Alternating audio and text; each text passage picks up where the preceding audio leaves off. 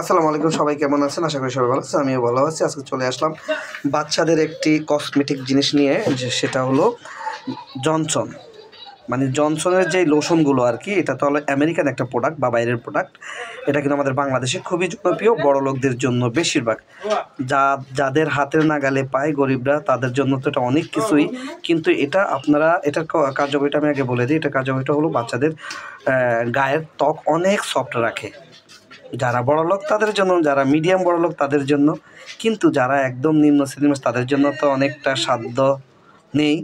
তারপর আমি বলবো, অনেকেই অনেক কষ্ট করে একটা বেবি লোশন বা যে জনসনের বেবি লোশন কিনে থাকেন, একটু খেয়াল রাখবেন যে নকলের দিকে। মনে রাখবেন যে এটা কিন্তু আমাদের ডিসপেন্সারিতে এসেছে, কিন্তু আমরা ডিসপেন্সারিতে আসলেই যে সবগুলো এক নাম্বার, এটা কিন্তু ভাবা যাবে না। এটা আমাদের মনে হয়েছে জিনিসটা 2 নাম্বার। এই যে প্যাকেজিং, তারপর এটার যে কোয়ালিটি, আমার কাছে মনে হচ্ছে না যে এটা 1 নাম্বার। একটা হলোগ্রাম থাকবে, এই যে এখানে একটা হলোগ্রাম থাকবে, বা অথবা পিছে বা সামনে যে একটা সুন্দর একটা হলোগ্রাম থাকবে, কোয়ালিটি থাকবে।